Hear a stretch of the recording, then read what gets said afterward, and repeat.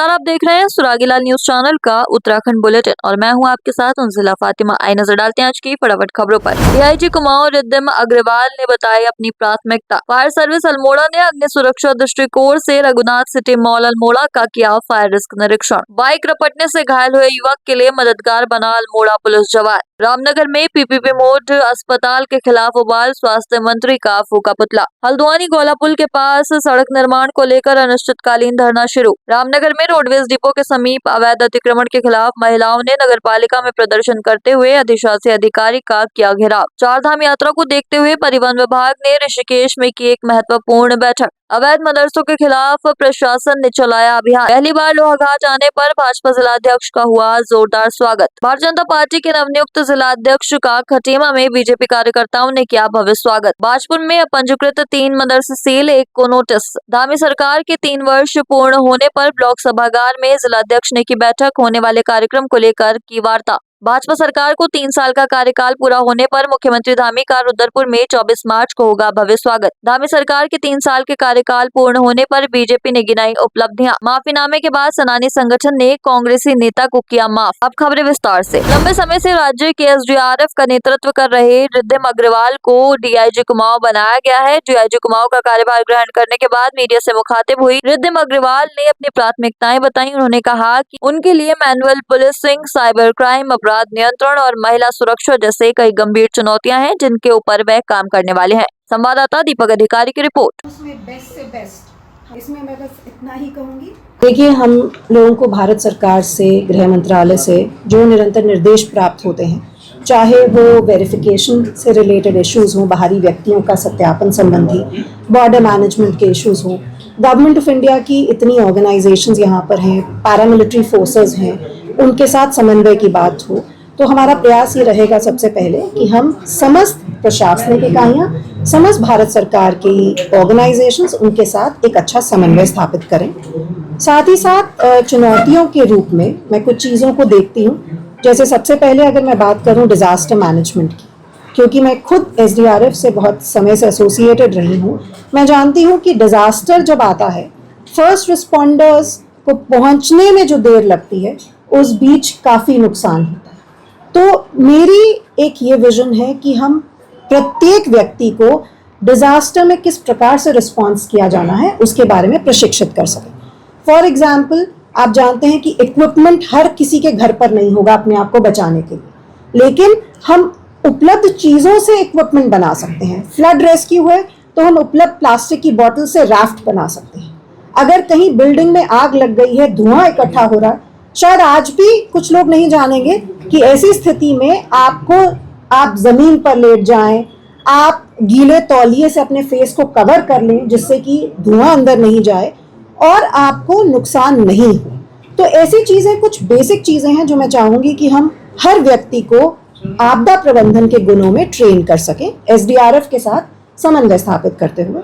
अग्निशमन अधिकारी महेश चंद्र द्वारा अग्नि सुरक्षा के दृष्टिगत रघुनाथ सिटी मॉल अल्मोड़ा का फायर रिस्क निरीक्षण किया गया तथा उपस्थित स्टाफ को प्राथमिक अग्निशमन उपकरणों की जानकारी दी गई एवं अग्निशमन व्यवस्था पूर्ण पाई गई। संवाददाता हेमंत मेहरा की रिपोर्ट। आज प्रातः सल्ट क्षेत्र में क्रोकोडाइल पॉइंट के पास बाइक सवार युवक अमित रावत निवासी का साथ धुमाकोट बाइक रपटने से चोटिल हो गया। तभी ड्यूटी में तैनात थाना सल्ट के कांस्टेबल अमरेंद्र सिंह मौके पर पहुंचे और युवक के सिर और चेहरे पर लगी चोटों पर मरहम पट्टी कर उन्हें प्राथमिक उपचार दिया। संवाददाता हेमंत मेहरा की रिपोर्ट। उत्तराखंड में स्वास्थ्य सेवाओं की बदहाली को लेकर जनता का गुस्सा अब सड़कों पर नजर आ रहा है। रामनगर के सरकारी अस्पताल को पीपीपी मोड से हटाने की मांग जोर पकड़ रही है। इसी मुद्दे को लेकर आज लोगों ने जबरदस्त प्रदर्शन किया और स्वास्थ्य मंत्री डॉक्टर धन सिंह रावत का पुतला दहन किया। संवाददाता राजीव अग्रवाल की रिपोर्ट। लगातार हमारी मांग रही, रामनगर की जनता की मांग रही है कि रामनगर के अस्पताल में जो लचर स्वास्थ्य सेवाएं हैं, उन स्वास्थ्य सेवाओं को जो है दुरुस्त किया जाए और इसे पीपीपी मोड से हटाया जाए। लेकिन सरकार के कानून में जू नहीं रेंग रही है और मार्च में इन्होंने कहा था, सरकार के खुद बयान थे, मुख्यमंत्री जी का बयान था, स्वास्थ्य मंत्री जी का बयान था कि मार्च में हम इसको पीपीपी मोड से हटा देंगे। लेकिन ये पुनः 3 माह के लिए बढ़ने जा रहा है, जिसको लेकर मैंने और मेरे साथियों के साथ यहाँ पर हमने 24 घंटे ना हमने पानी पिया, ना हमने खाना खाया, हमने अन्न और जल त्याग कर यहाँ पर यह अनशन पूरा किया।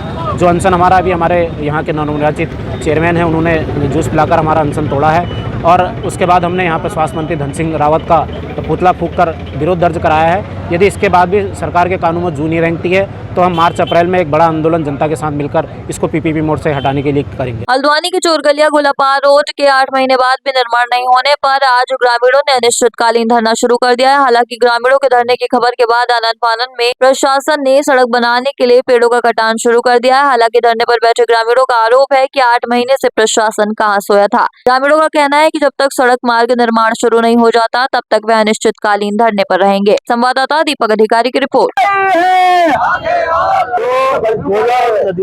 बाढ़ आने की वजह से ये रोड क्षतिग्रस्त हो गई थी। उसके बाद से इसको बनाए जाने की मांग ग्रामीणों द्वारा की जा रही है।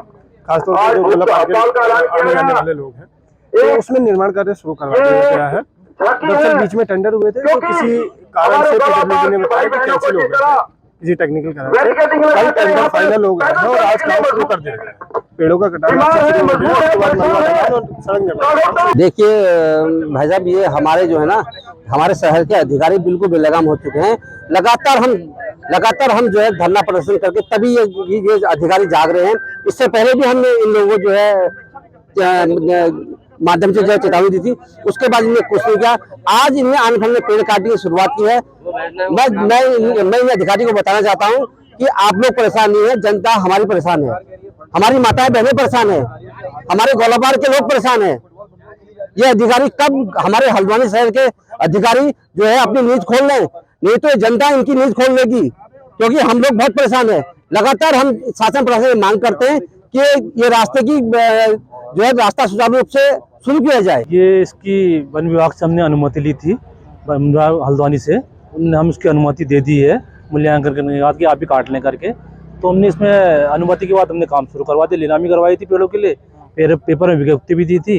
विज्ञप्ति के बाद जो आया ठेका हमने उसको नीलामी की कम रेट पे उसको हमने दे दिया है, हमने काम शुरू कर दिया है। रोड इधर से बनेगी क्या? रोड इधर बनेगी, इसके मतलब इधर जाएगी। हम 3.5 मीटर इधर पीछे और बनाएंगे, 7 मीटर रोड बनेगी आपकी इस जगह पे, और रोड हम यहीं पर मिला देंगे इसको इस जगह पे। ये काम शुरू हो गया है, पेड़ जैसे कट जाएंगे हम काम शुरू करवा देंगे रोड पे। शुक्रवार को रामनगर के रोडवेज डिपो के समीप स्थित मोहल्ला इंदिरा कॉलोनी की दर्जनों महिलाओं ने नगरपालिका कार्यालय पहुंचकर अवैध अतिक्रमण के खिलाफ नारेबाजी एवं प्रदर्शन करते हुए नगरपालिका के अधिशासी अधिकारी आलोक उनियाल का घेराव किया। संवाददाता राजीव अग्रवाल की रिपोर्ट। ये मामला ऐसा है, रोडवेज के पीछे एक हमारी गली है, वो रोडवेज से धरना प्रदर्शन करके वो गली ली गई है, 8 फुट की गली है। उसमें पीछे से रहने वालों के घर हैं, जो पूर्व में रहते थे उन लोगों का किसी का रास्ता नहीं है, गली में कोई सीढ़ी कोई कुछ भी नहीं है। लेकिन अभी हमें पता चला कि उस व्यक्ति ने अपना घर बेच दिया, बेचने के बाद दूसरे को दे दिया। तो दूसरे व्यक्ति से उसने कहा होगा मेरा पीछे को रास्ता है, लेकिन गली में कोई रास्ता नहीं है। तो उस बंदे ने वहाँ पर जो है सीढ़ियाँ निकाल के रास्ता निकाल दिया गली के अंदर। तो सारी महिलाएं जो यहाँ पर आई हुई हैं वो इसीलिए आए कि वहाँ पर से अतिक्रमण हटाया जाए, उस अतिक्रमण के खिलाफ हैं सारे लोग। और हम भी वही हैं कि रास्ता बिल्कुल साफ़ सुथरा होना चाहिए। यदि कोई ऑटो उधर से निकलता है तो वहाँ बैंड नहीं कट पाएगा। और दूसरा, हमारे छोटे छोटे बच्चे हैं, स्कूल जाते हैं, माताएं बहनें उस गली से निकलती हैं क्योंकि गली छोटी है। तो उस गली में निकलने से कभी भी असामाजिक तत्व जो है वहाँ पर बैठे रहते हैं और उन सीढ़ियों से उन्हें बैठने के लिए बहुत ज़्यादा अवसर मिलेगा। तो ये साहब ने क्या आश्वासन दिया? ये साहब ने आज आश्वासन दिया है कि हमने लिखित कार्रवाई ये 1 महीने से कर रहे थे हम, लेकिन उन्होंने आज आश्वासन दे दिया कि हम एसडीएम साहब से बात करके आ गए हैं। 3 दिन का समय हमें है, तीसरे दिन हम यदि कार्रवाई करते हैं उसे नोटिस देते हैं, नहीं करेगा तो चौथे दिन हम अतिक्रमण हटा देंगे। तो हम लोग उन पर विश्वास करते हैं और नगरपालिका इस चीज़ को 3 दिन के बाद उस अतिक्रमण को हटा देगी। नहीं हटाएगी तो हम इसी उसको लेकर के फिर जन आंदोलन के लिए भी तैयार हैं। जी, इंदिरा नगर की जो महिलाएं आई थी उनके द्वारा एक ज्ञापन दिया गया है कि जिसमें किसी व्यक्ति के द्वारा सीढ़ियाँ लगा के सड़क पे आया का एक अतिक्रमण का मामला उनको दिया था। ये पूर्व में दिया गया था। तो इसके संबंध में एक दूसरे पक्ष जिनका वो है उनकी तरफ से भी एक चिट्ठी दी गई थी। तो दोनों पक्षों को फिर एनालाइज किया गया, देखा गया कि उसमें क्या क्या उसमें हमारे वो है, सारे एंगल को देख के फिर हमारे द्वारा एक टीम का गठन किया गया था। तो हमारी टीम के गठन में हमारे अवर अभियंता और हमारे टैक्स और हमारे सफाई निरीक्षक ये सभी लोग थे और उनके द्वारा एक रिपोर्ट सबमिट की गई है जिसमें उस अतिक्रमण की पुष्टि की गई है। और साथ में चूँकि वो एक नजूल भूमि रामनगर में है तो उसमें हमें चूँकि परगना मजिस्ट्रेट हमारे उनके वो होते हैं, स्वामित्व उसमें राज्य सरकार का होता है, तो उनसे भी उनकी भी नॉलेज में लाया गया है मैटर, उनसे भी हम लोगों ने मैटर डिस्कस कर लिया गया है। तो आज ये हम लोग उनको एक नोटिस की कार्रवाई कर रहे हैं और नोटिस की कार्रवाई के बाद हम उनको 3 दिन का समय देंगे, जिसमें वह अतिक्रमण जो है वो स्वयं से हटा लेंगे। अन्यथा की दशा में नगर पालिका फिर उसको 3 दिन के बाद उसको अतिक्रमण हटाने की कार्रवाई करेगी। चारधाम यात्रा को देखते हुए परिवहन विभाग ने ऋषिकेश में एक महत्वपूर्ण बैठक की है। इसकी जानकारी चारधाम यात्रा के लिए नियुक्त परिवहन नोडल अधिकारी और आरटीओ सुनील शर्मा ने दी है। उन्होंने कहा है कि ये बैठक परिवहन कंपनियों के संचालकों के साथ आहद की गई थी, जिसमें कई निर्णय लिए गए हैं। संवाददाता सुनील राज की रिपोर्ट।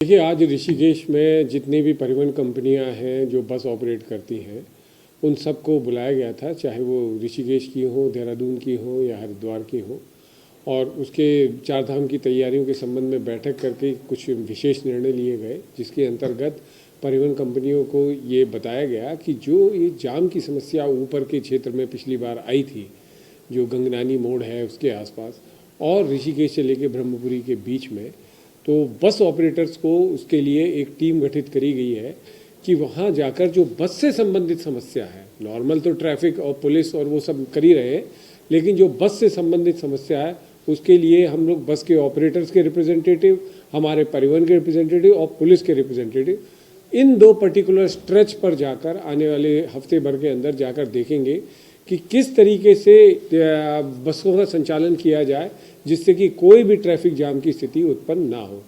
इसके अलावा उनके द्वारा कई चीज़ें बताई गई, जैसे बाहर से आने वाली गाड़ियों द्वारा जो आपने यहाँ पर चारधाम यात्रा में चला जाता है, जिससे लोकल व्यवसायियों को समस्या होती है, उसको देखते हुए उन लोगों ने कुछ सजेशंस दिए हैं, जिस पर कि विचार करके मेरी द्वारा वार्ता भी हो गई है और जहाँ तक है उनकी सारी समस्याओं का निदान हो जाएगा। इसके अलावा उन्होंने एक बहुत इम्पोर्टेंट बात बताई थी कि जो ट्रिप कार्ड है, कई बार यात्री 10 दिन की यात्रा पे जाते हैं और 2 धाम की यात्रा के बाद ही चाहते हैं कि वो लौट जाएं, तो उसके लिए ट्रिप कार्ड कैंसिल होने में समस्या आ रही थी, जिसको देखते हुए हमारी एनआईसी से वार्ता हो गई है और उसके अंतर्गत आसानी से अगर आधे में यात्रा खत्म करके कोई आता है तो उनका ट्रिप कार्ड कैंसिल कर दिया जाए, जिससे कि उनको फिर दोबारा बुकिंग करके वो नए यात्रियों को लेके जा सके। मुख्यमंत्री पुष्कर सिंह धामी के दिशा निर्देश पर प्रशासन द्वारा अवैध मदरसों के खिलाफ कार्रवाई शुरू कर दी गई है। गुरुवार को किच्छा में भारी पुलिस फोर्स की मौजूदगी में प्रशासन द्वारा 1 दर्जन से अधिक मदरसों का स्थलीय निरीक्षण किया गया। इस दौरान कई मदरसे अवैध पाए गए, जिन्हें सील करने की कार्रवाई की गई है। संवाददाता राजू सहगल की रिपोर्ट।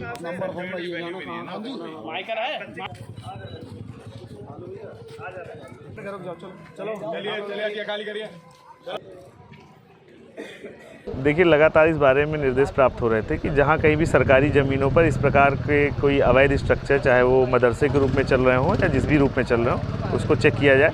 यहाँ पे चेक किया गया है, कोई भी इस प्रकार के दस्तावेज इनके पास नहीं है जिससे इस प्रकार की गतिविधि को संचालित करने का इनके पास कोई अनुमन्य दस्तावेज हो। इसी क्रम में सील करके नोटिस दिया गया है और तदनुसार सरकारी ज़मीन प्रथम दृष्टया दृष्टिगोचर हुई है, उसमें भी आगे अग्रिम कार्रवाई विधि के अनुसार से की जाएगी। अधिकारी साथ में हैं, वो अभी जांच कर रहे हैं। जो व्यक्ति मिला है वो यहाँ का नहीं है, ये तो तस्दीक हुआ है, और जो आधार में एड्रेस है और जो उसके द्वारा एड्रेस बताया गया है, प्रथम दृष्टया उसमें भिन्नता प्राप्त हुई, लेकिन ये जांच का विषय है। उसके बारे में क्षेत्राधिकारी महोदय द्वारा स्वयं गोपनीय जांच की जा रही है, उसके बारे में उनके द्वारा ब्रीफ किया जाएगा बाद में। चाहे तो एक साथ होनी चाहिए, सब लोग एक साथ बैठना ही नहीं चाहते। पापा, ट्राई दिस। लो, सब लपक लिए।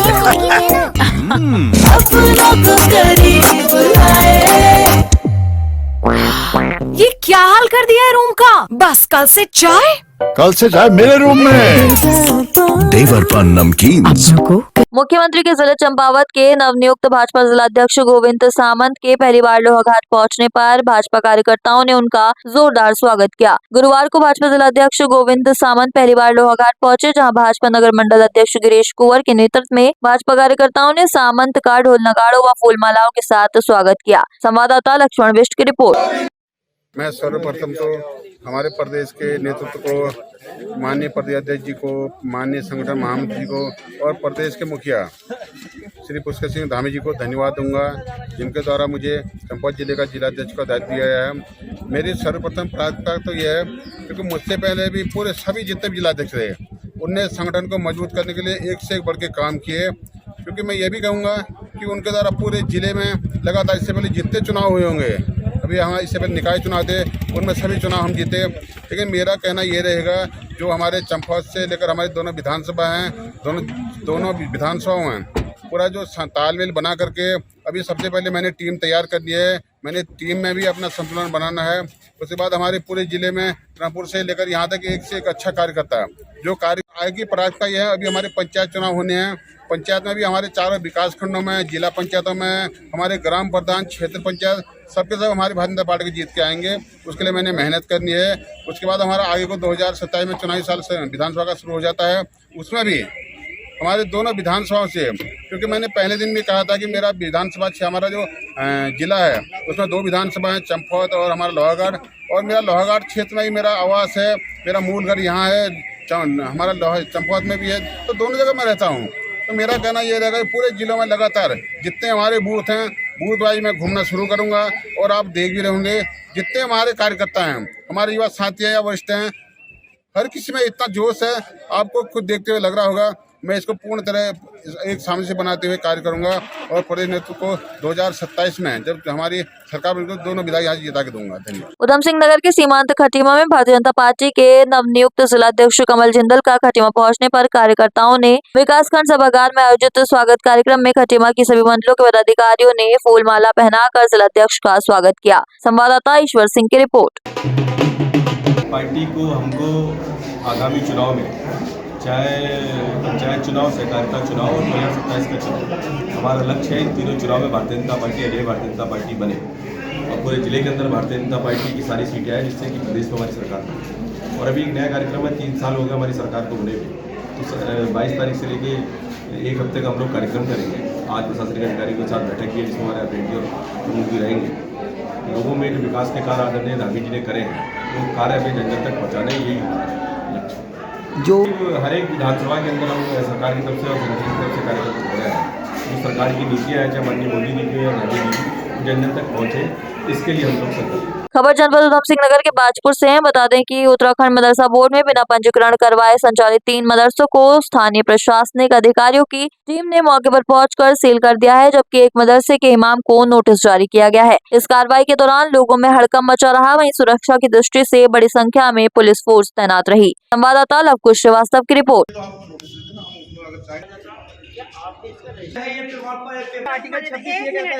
मदरसों को लेकर अभी जांच की जा रही है कि मदरसों में वैध जितने भी दस्तावेज हैं वो हैं या नहीं।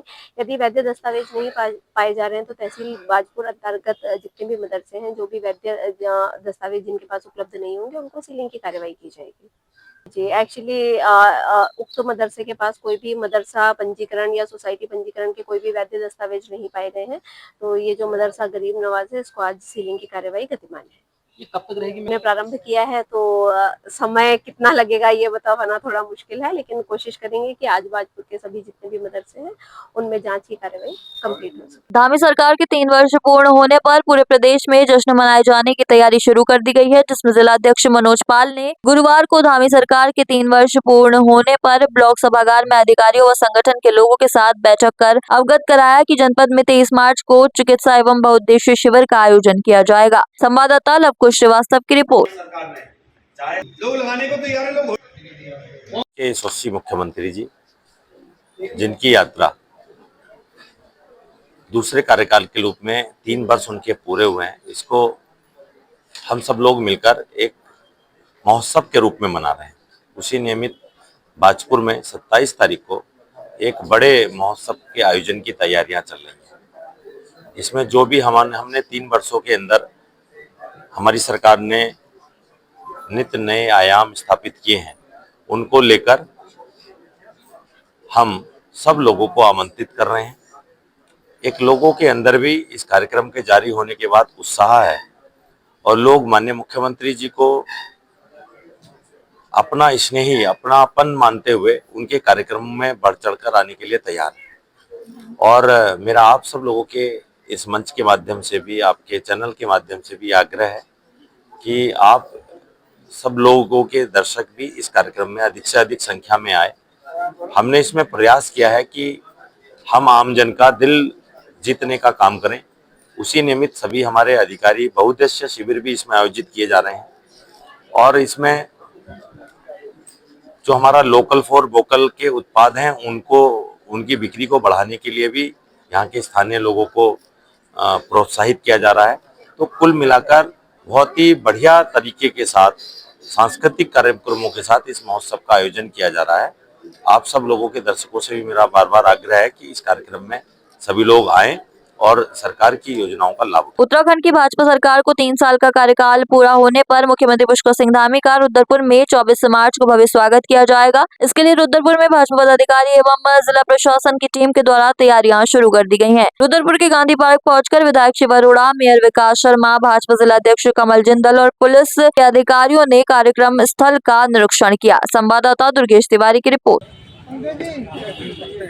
24 तारीख को माननीय मुख्यमंत्री जी उनका रुद्रपुर आगमन है, उनके अभिनंदन का कार्यक्रम है और जो राज्य में उनकी सरकार मुख्यमंत्री के नेतृत्व में 3 वर्षों चल रही है, उनके जो 3 वर्ष पूरे हुए हैं, एक ऐतिहासिक 3 वर्ष माननीय मुख्यमंत्री के नेतृत्व में, एक ऐसे उत्तराखंड के 3 वर्ष जो माननीय प्रधानमंत्री जी के इस कथन के चरितार्थ करते हुए हैं कि आगामी जो दशक है वो उत्तराखंड का दशक है। तो स्वाभाविक रूप से बड़ा उत्साह सब में है। तो वो 24 तारीख को रुद्रपुर आएंगे और उनका एक भव्य दिव्य रोड शो होगा जो गल्ला मंडी से आरंभ होगा।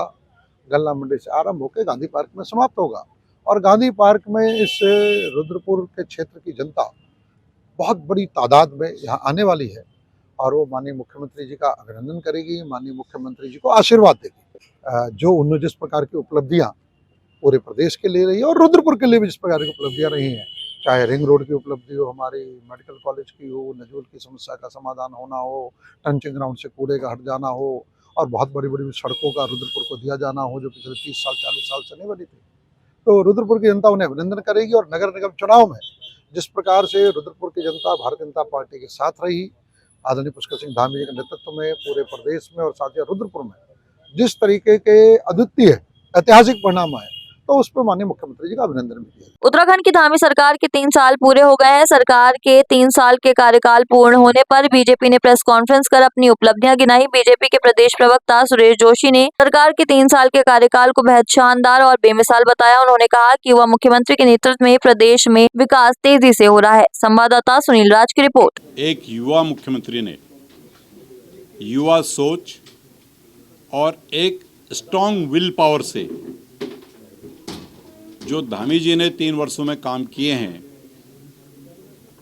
उसको उत्तराखंड के लिए मैं ये कह सकता हूँ कि एक मील का पत्थर साबित होगा। हमने जो हमारा उत्तराखंड सबसे प्यारा सबसे न्यारा उत्तराखंड है, उस उत्तराखंड में जो देवभूमि के नाम से जाना जाता है, देवभूमि के स्वरूप को बरकरार रखने के लिए जो सारे काम करने चाहिए थे, चाहे हमारा जो यहाँ का अध्यात्म है, हमारे ऋषि मुनियों की जो ये तपस्थली है, उसको अधिक से अधिक लोग यहाँ पर कैसे आएं, कैसे उत्तराखंड को समझें, उसके लिए मुख्यमंत्री जी ने जहाँ एक और रोड कनेक्टिविटी, एयर कनेक्टिविटी और रेलवे कनेक्टिविटी भारत सरकार के साथ मिलकर के उस पर एक बड़ा प्रयास किया है, उसके साथ साथ ही एक नई टेक्निक से रोपवे, अभी जो केदारनाथ जी का, हेमकुंड साहिब का, मसूरी का, पुण्यागिरी का, यमुनोत्री का, ये तमाम जो रोपवे बन रहे हैं, ये भी उत्तराखंड के पर्यटन की दृष्टि से एक मील का पत्थर साबित होंगे। चाहे तो एक साथ होनी चाहिए, सब लोग एक साथ बैठना ही नहीं चाहते। पापा, ट्राई दिस।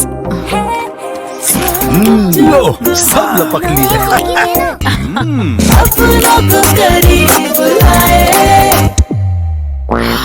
ये क्या हाल कर दिया है रूम का? बस कल से चाय मेरे रूम में। देवर पान नमकीन। उधम सिंह नगर के किच्छा में स्वतंत्रता संग्राम सेनानियों के संबंध में बयान देकर विवादों में घिरे पूर्व राज्य मंत्री एवं कांग्रेसी नेता सरवर यार खान को लिखित माफीनामा देने के बाद विवाद सुलझता नजर आ रहा है। संवाददाता राजू सहगल की रिपोर्ट। हाजी सरवर द्वारा दिया गया बयान स्वतंत्रता सेनानियों में भारी रोष था। उन्होंने बकरी चोरी का आरोप लगाया था। तो इस विषय पर हमने इससे पहले एक मीटिंग भमरौला में की थी। वहाँ पर हमने सर्वसम्मति से ये तय हुआ कि सरवर यार खान को एक नोटिस दिया जाए और तभी आगे की कार्रवाई की जाए। तो हमने उनको दिया था कि अगर आप सही जवाब नहीं देते हैं तो आपके ऊपर विधिक कार्रवाई की जाएगी। तो उस उपरांत उसके उपलक्ष्य में हमने जब ज्ञापन दिया, उनको नोटिस दिया, तो उस नोटिस का जवाब परसों हमको मिल गया 1 हफ्ते के अंदर। तो 1 हफ्ते के अंदर जब उन्होंने जवाब दिया तो आज हमने यहाँ पर मीटिंग रखी, उनका माफ़ीनामा हमारे पास आया है। इसलिए सर्वसम्मति से सारे संगठन के लोगों के द्वारा उनको सहृदयता के साथ माफ़ कर दिया है। आज के लिए बस इतना ही। ऐसी सभी खबरों के लिए जुड़े रहिए सुरागीलाल न्यूज़ चैनल के साथ। धन्यवाद।